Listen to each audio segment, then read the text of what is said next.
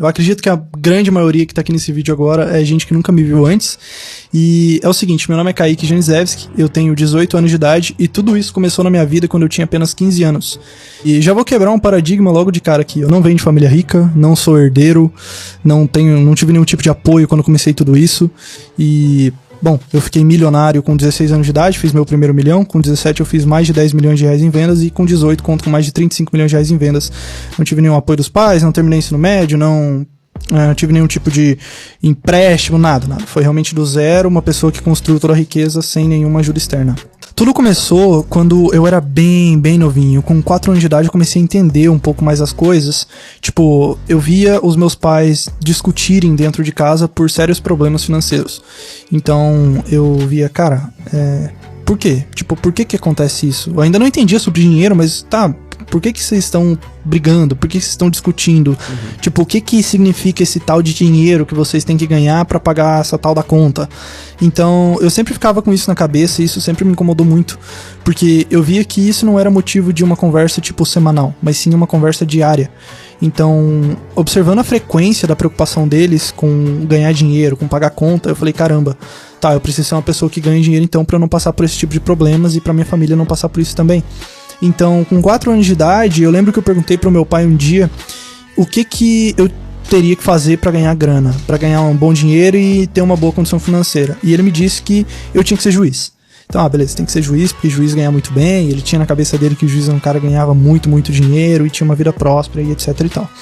E aí beleza, eu fiquei com isso na cabeça durante uns 2 anos, mais ou menos. Aí passou uns 2 anos, continuou a mesma coisa, problemas financeiros na minha família. Os meus pais nunca ganharam muito dinheiro. Meu pai era operador de retroescavadeira, a minha mãe, ela era empregada doméstica. Então o salário deles era tipo salário mínimo. E hoje em dia eu não consigo imaginar, tipo, uma possibilidade de eu viver com salário mínimo. Eu acho que o brasileiro é um povo que se adapta a qualquer situação, porque nos dias de hoje o cara conseguir viver com um único salário mínimo, pagar aluguel, sustentar a família, pagar gás, água, luz, internet, cara, isso daí é um herói o brasileiro que sobrevive com salário mínimo.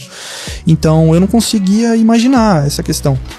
Aí o tempo foi passando, o meu pai me explicou um pouco melhor, meu pai e o meu irmão, na real, sobre o que era ser um juiz. E daí, quando eles começaram a me explicar, eu não me identifiquei com essa parada de lei e tal. Eu falei, estudar muita lei, não é pra mim.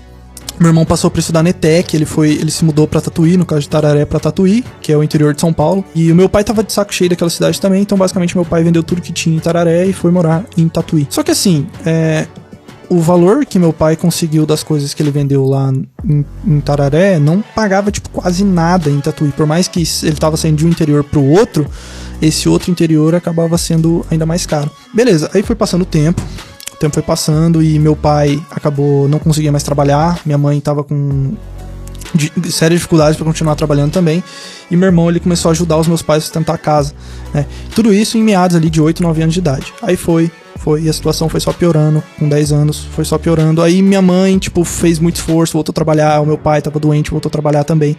Isso com 10 anos de idade. Aí com 10 anos de idade, algo mudou na minha vida que, tipo, algo aconteceu que mudou completamente tudo pra mim, que foi o meu pai conseguiu uma bolsa numa escola particular pra mim.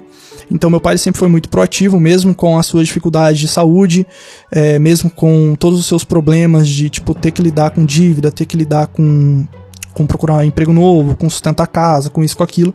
Ele sempre foi muito proativo.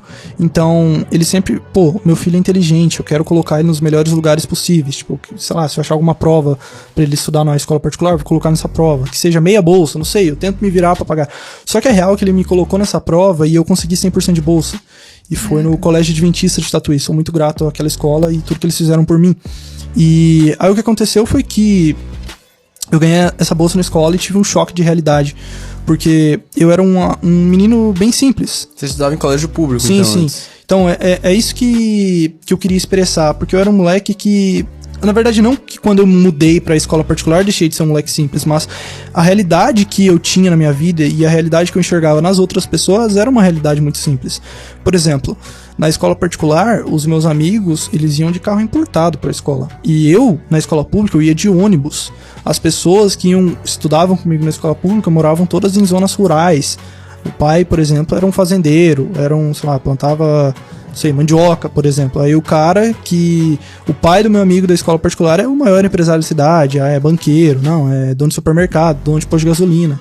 Então esse choque de realidade me fez pensar, caramba, velho, por quê? Tipo, o que acontece aqui? Por que o cara, que o pai, por exemplo, tem uma profissão um pouco mais simples, não tem tanto dinheiro, não tem tanta condição financeira, e o cara que o pai é um tipo de empresário, tem uma condição financeira muito boa, o filho estuda escola particular e vai de carro importado pra escola. Aí eu comecei a refletir, mas por quê?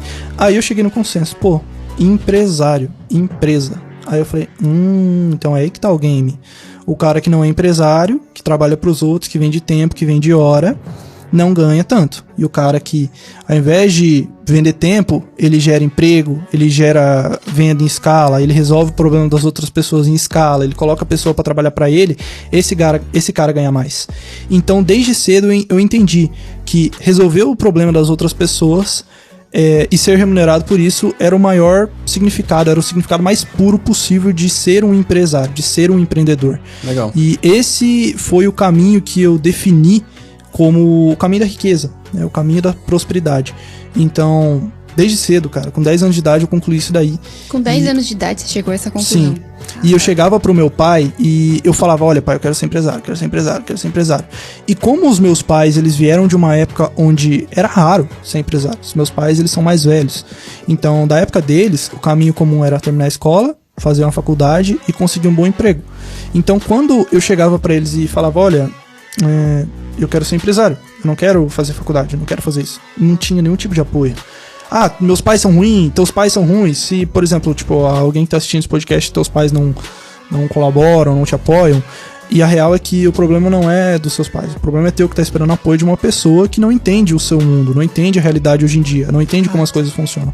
Então, eu desde cedo entendi que, na real, eu seria o culpado pela situação se eu tivesse ficado triste, se eu tivesse me entristecido porque meus pais não apoiaram. Na real, a culpa seria minha, porque eu estaria esperando apoio. Aí, enfim, passou 10 anos de idade, eu já concluí, e isso foi muito importante, porque eu não me levei para outros caminhos.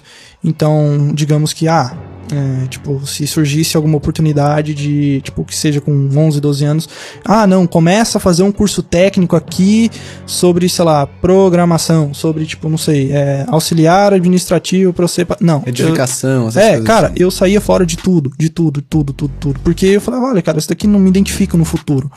Então, com 10 anos de idade, eu tinha esse mindset.